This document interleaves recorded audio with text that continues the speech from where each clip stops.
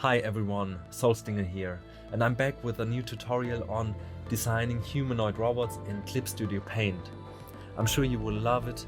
I'm already working on some other tutorials, so be sure to subscribe and turn on the alerts so you get notified if I upload a new video. Yeah, let's start and have fun, enjoy and like, subscribe and shoot it.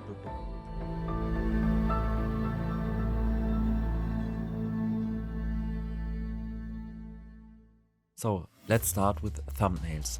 That is at the stage where we want to create many very simplistic designs and capture silhouettes that inspire us. And we want to get as many ideas down as possible without leaving our, so to say, artistic flow. That means to stay inspired, and we don't want to think about too much about artistic techniques at this point or functionality of the design. We just like exploring different shapes and designs. I use a simple round brush at this point with full opacity and pressure sensitivity for the width, so it allows me to create small details as well as large areas. I usually switch between the main drawing color and the transparent drawing color because it allows me to basically use any brush as an eraser, so I quickly can add and subtract shapes. I really recommend to add a shortcut to this, as you can see in this little image. And now I want to talk about using blur and smudge brushes. As you can see here, you can add depth to your design and very quickly, and playing with the values of the color stretch, you can really shape your design into new forms. It's really amazing and it's a lot of fun. All the brushes mentioned now, the simple brush and the blur brushes, are available in my free gumroad package along with a template to create your thumbnails. They already have these image slots and symmetry rulers applied, so you can start right off the bat. The symmetry ruler allows us to live mirror what we draw, as you can see here, and it's super useful for creating thumbnails like this. To sum it up, when thumbnailing you should really keep it simple, to focus on the silhouettes and the overall design, so we can create a broad range of concepts and ideas from which we will select the best one and refine it in the next step.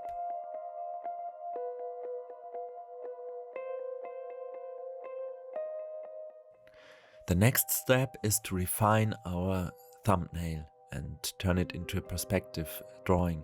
So I copied the thumbnail I like best into a new layer, created a frame around it and placed a 3D character from Clip Studio Paint in it.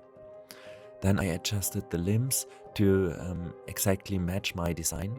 So for most humanoid characters you can use this technique, but for others you have to create your perspective drawing yourself with a perspective ruler or just by freehand, like the example I'm showing you now of a more boxy mech design.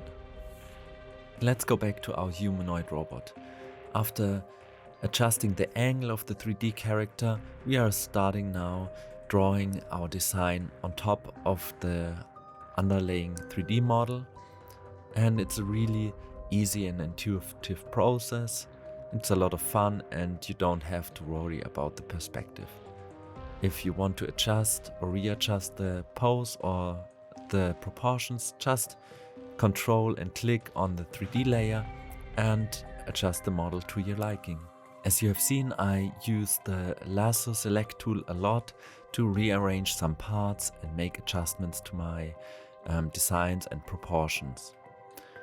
In this stage, I allow myself to go over the sketch over and over again until I'm satisfied, because everything I do now has consequences in the later stage. Yeah, and that usually takes some while to get it right, and it needs a bit of practice. Then I turned this layer into a blue layer, so I can draw on another layer on top of it, the design, and refine it even more. At this point, I already go beyond the thumbnail and think about a about details and mechanical stuff, how everything could be actually working together and refine the design even more. So one thing I noticed when designing this robot was that I was really impatient all the time. So there were so many details and mechanical parts and functional stuff, so I thought, wow, when I'm going to finish this design. But to be honest, after working some time on it, I really grew fond of it and liked thinking about how this all could be assembled. So you definitely should gather some references. Just go into Google image search and type in robot, for example, and you will already get some examples of robots and how they are assembled, like different joints and mechanical parts. And you can either copy them into a new file in Clip Studio Paint or use an external app like PureRef. Whatever you do, be sure to have a look at least at some of these things and incorporate them into your design. You could also photo bash it, but yeah, that's not my type of thing. I just want to make things my own and try to understand what I'm drawing. But either way, do what you like and what fits your needs best.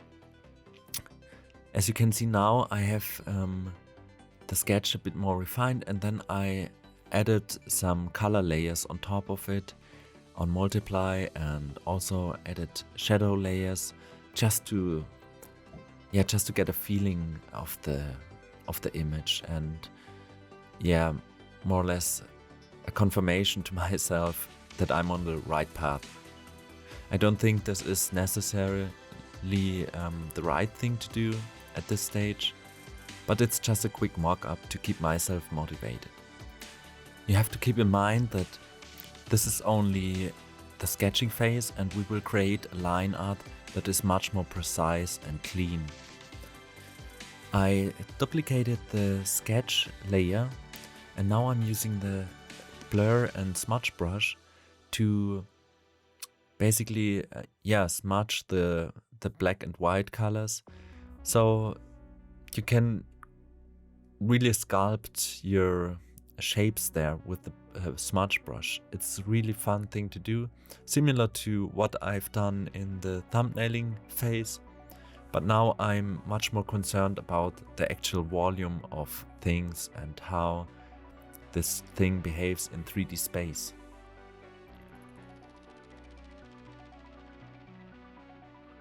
And as you can see now, I have finished this part, and this will be the basis for the line art we create in the next step.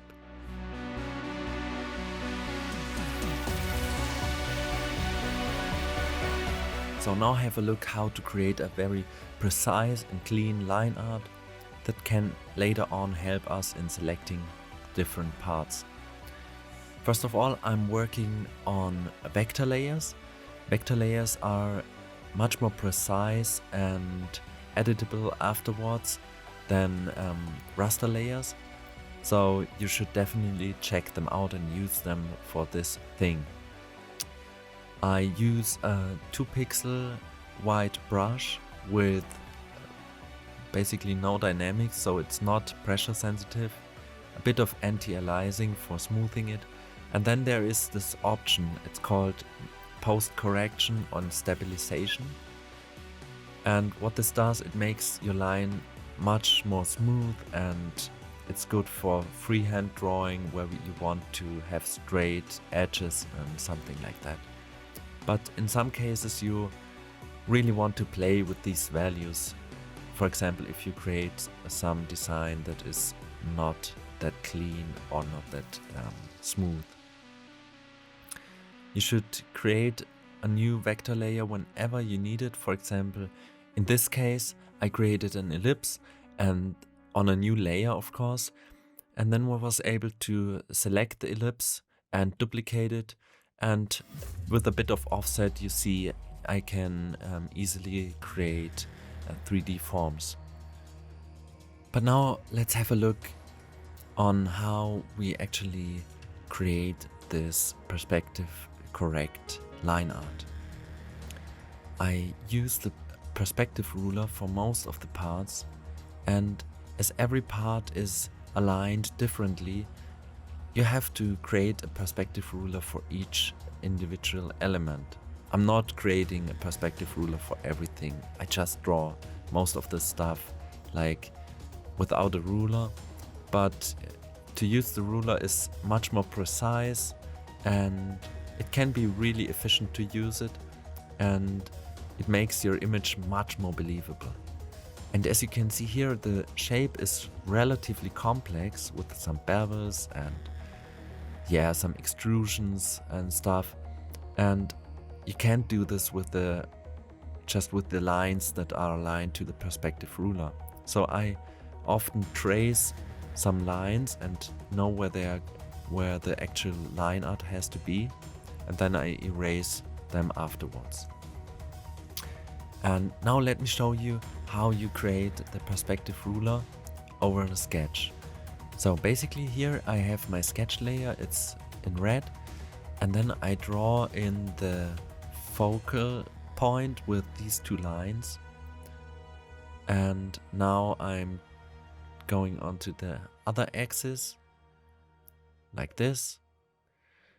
And now we have to cover for the third axis, like this. So that's why it's very good to have a sketch first, which you have drawn like by hand.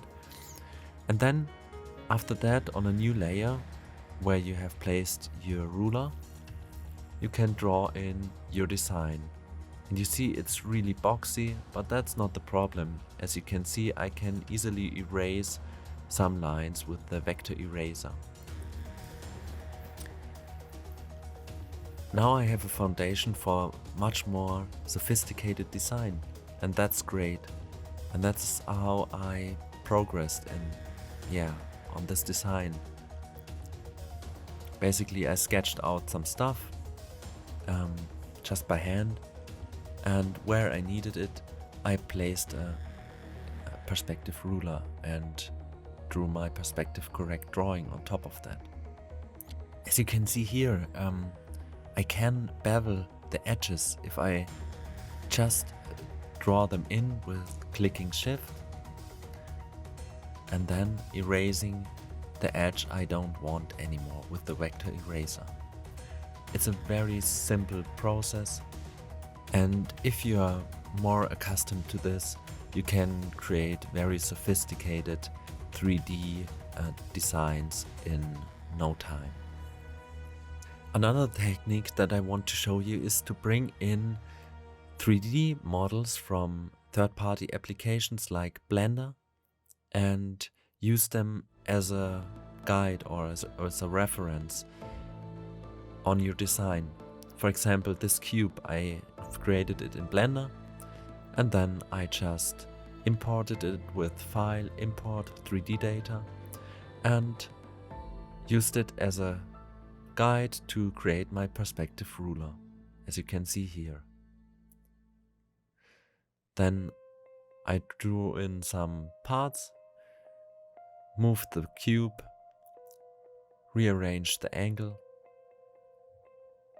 and drew in some more stuff. Yeah, I'm not saying that there is one technique like that that can be applied to everything, but you have to know your tools like the perspective ruler, bringing in 3D data from an external application, or use the inbuilt Clip Studio Paint files. As you can see here, I've created another shoulder plate. It's just too much to show everything in detail here, but I just wanted to give you an insight in my basic workflow. And it's not like I've learned this from someone. I just invented most of the techniques here, or discovered them while making this tutorial. So that's the cool thing about Clip Studio Paint, that you have so many tools available and they work so good together. So you can always create and invent new workflows. As you can see here, I just drew in like the perspective ruler, boom, draw in my shapes, and it really looks good. It's so much more appealing than, yeah, it's a big time saver, definitely. As you can see here, I have several sketch layers beneath the finished line art. The red one is the more boxy one and the blue one is the rough sketch. And in the end, I created many layers, like to use them as helper layers, like where I figure out some parts or how the perspective should look. And I place them into folders just to keep my work organized. If you want to get insights on how I structure my work and how I basically created this whole piece, then you can check out my Gumroad store. For only $10 you get my Clip Studio paint file for this project in full resolution with all the layers enabled, and you're ready to study to your heart's content. If you want to bring your work to the next level, I think you will love the package I prepared for you. So check out the link in the description and head over to the store. I put a lot of effort in it and I really appreciate your support. So after some time I ended up with this line art, and now we are ready for the next part, and that is filling in the colors.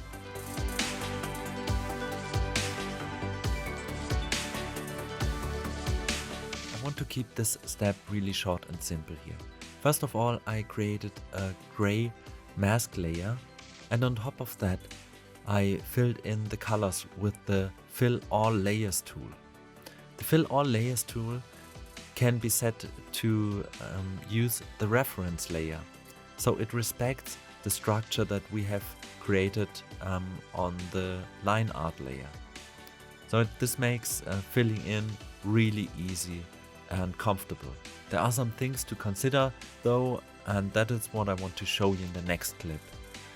With the Fill All Layers tool you can easily fill in the line art, but as you see here, whoops, there isn't a line art that closes off this area, so I usually switch to my drawing brush, the 2-pixel brush, and if you keep the short key for this brush pressed, you switch back the instant you release the key. Therefore you should definitely make shortkeys for the tools that you use the most often. For example, the 2-pixel brush or the brush category and the Fill All Layers tool. And that enables you to easily switch back and forth between these tools. And yeah, like this I filled all the areas here. And sometimes you have to play with the fill gap value on your Fill All Layers tool, but most of the time it should work out. If you have some problems with that, you can look up tutorials on using reference layer or flat coloring. I want to do a tutorial specifically for this myself, but I just had to focus on this project for now. So let me know in the comments what you think about it. Should I make a tutorial about filling in the flat colors in a very efficient way, or what do you think? Please let me know. To be honest, I'm picking these colors on the fly and I just think about what looks cool, but most of the time that isn't probably the best idea. So you could either create a color palette before you fill in the colors, or you can quickly sketch out different colors to see which colors match the best. Yeah, a quick information here. You can always remap your colors with the gradient map correction layer that you put on top of your base color. So just try it out a bit and play with values to get the hang of it. And yeah, it's really easy and fun to use. And also you can fine-tune the coloring mapping by putting a tone curve correction layer beneath the gradient map layer, as you can see here. That's so much for the technical side. It's a pretty repetitive process, and once you get the hang out of it, it gets done really quickly. Once again, a little reminder, for only $10 you get my premium gumroad package with the full resolution version of this Clip Studio Paint file. So you can look up how I colorized my character and adjusted the colors later on. For now, I want to show you the result of the base color and move on to the next step, and that is shading our character.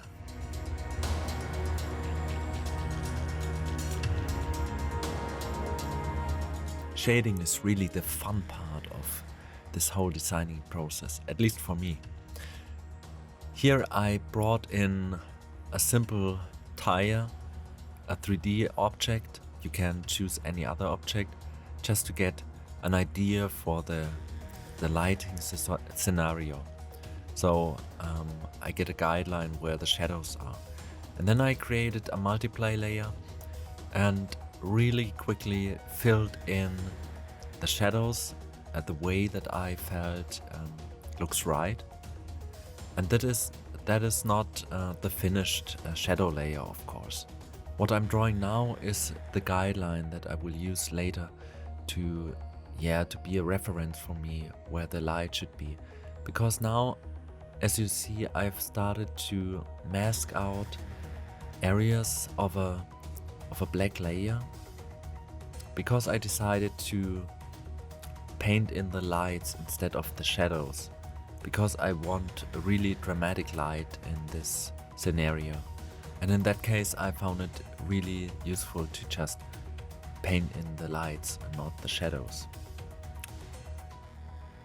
What I did here is I tried to use the lasso fill tool, but to be honest, it didn't feel to me that this was the right way to do it. So I experimented with a few techniques like the lasso marquee and then drawing in. I used several brushes, but it felt that I didn't have the control I needed for this hard surface model. So now I will make a little time skip and I will show you what technique I came up with. So in the end, I used my 2-pixel brush, which I used for the liner too, and then I went in there and drew in the shadow areas where light and dark meets, so to say, as you can see here. And then I switched back to the fill tool and filled in the lights. For me, that was a really good workflow, and once I figured it out, it was really fast. Now you see I got the technique straight down, and then it was just a job to be done, so to say. Yeah, and that was really the best part. And after that, after you have filled in the flat lights or shadows, like it's a cell shading style, like anime or something, but you always can make it look realistic if you blur out some edges. See, I'm drawing in the lights, and it could really help for some people to sketch out the light areas and dark areas beforehand, as I already showed you.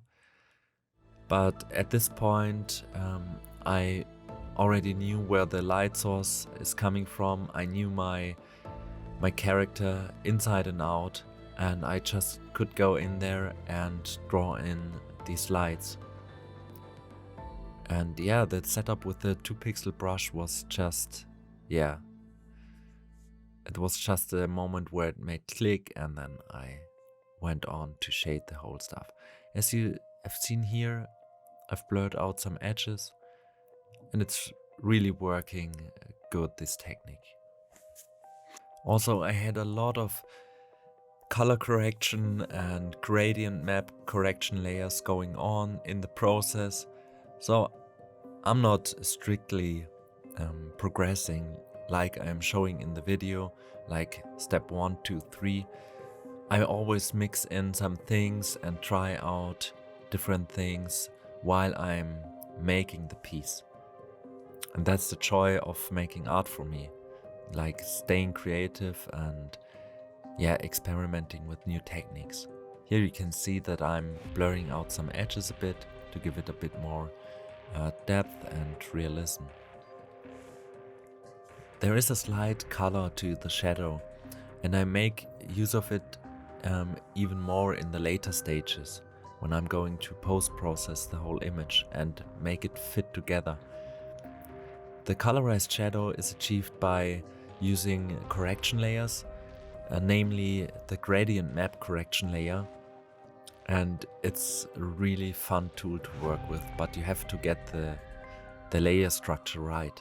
So what you can see here is I'm playing with the colors, I'm playing with the overall intensity of the shadow, and I'm already trying out what looks best in this scenario.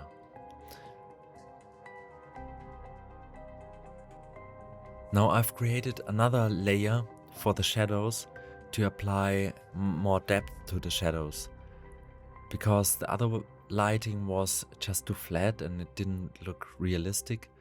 So I went in there and draw in some more shadows, like an ambient occlusion too. And I applied a tone curve correction layer to it, so I get this shiny, metally look on it.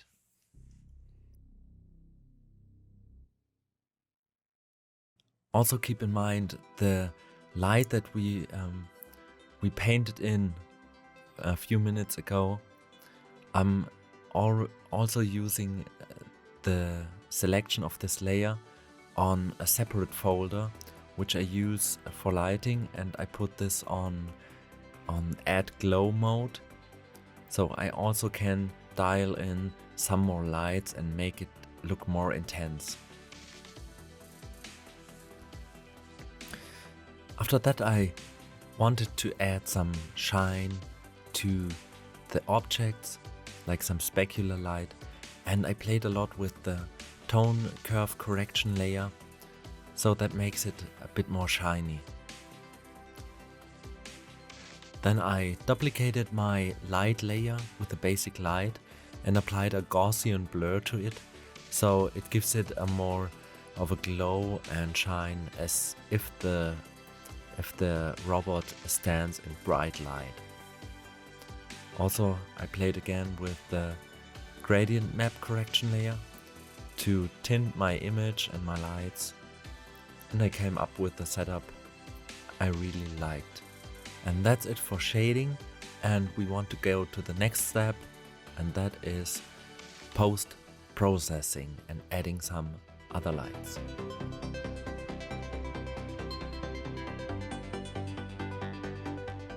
So we already shaded our model in a very cool way, and that's all good.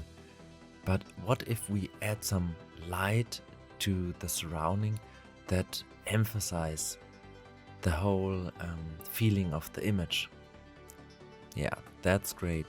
And so I've added a gradient layer, and I really love gradient layers because they are adjustable after I've created them. You should really check them out under layer, new layer, and gradient. Also, I tweaked the lights a bit, and I wanted to have this like a plasma cutter, or something like that. And I adjusted the shadows. I wanted it to be a bit more dramatic. Added some shadow on the ground, which is really essential for making things believable, because the model looks more grounded then. Then what I did is I masked out the light folder so that the light isn't applied to all the parts the same way.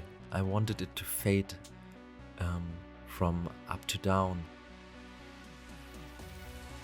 That's what we call light decay. So the light is strongest at its source and it decays over the distance. Yeah, I can't emphasize enough how useful these layer structures and layer modes and correction layers are, and it's such a good tool, Clip Studio Paint, to create such things, because it all works together so well. Here I brought in some cloud shapes that I've created for myself in the past, and I use them sometimes. Also, I have a resource pack I've downloaded from Gumroad, ones with some sparks and some dust particles. And was searching through my image library there and adding some, and after you brought them in, you definitely should sort them out and see what really fits your image. So most of the time less is more. Yeah, but at this point I already felt it is coming along really great. And yeah, gradient maps again, adding some dust. Yeah, post-processing is so much fun if you have done your work well in the steps before. But to be honest, you can really spice up your image with post-processing, make it look more professional, more intense. But it's always the risk and danger to overdo it at this point. Yeah, there were so many lighting scenarios which I liked in the process. Yeah, really take your time to fiddle around, but at some point you have to settle with something and say, yeah, that's it, that's the image I was looking for. Or you create alternative version. Here I have a library of lens flares. They come in really handy. You see, I just add them where the light source is, and it makes for some really cool effects. It really depends what you do. If you create concept art for production purposes, you don't need all these things, but for presentation purposes or advertising or making your stuff look cool, I think post-processing is necessary. Yeah, and it's a lot of fun. Tweaking the last bits here, and yeah, that's how I finished this piece. Just a little reminder, I have prepared a thumbnailing template plus a few brushes for you for free, so check out the link in the description. If you want to learn more about designing your own stuff and creating awesome artwork, check out the premium pack with the Clip Studio Paint file, and also the template and the brushes are included. So this concludes my post-processing step.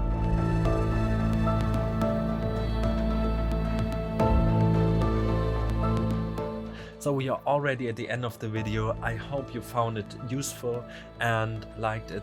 Be sure to subscribe to this channel and turn the alerts on, and like this video for my motivational boost, and see you next time. My name is Solstinger. Check it out.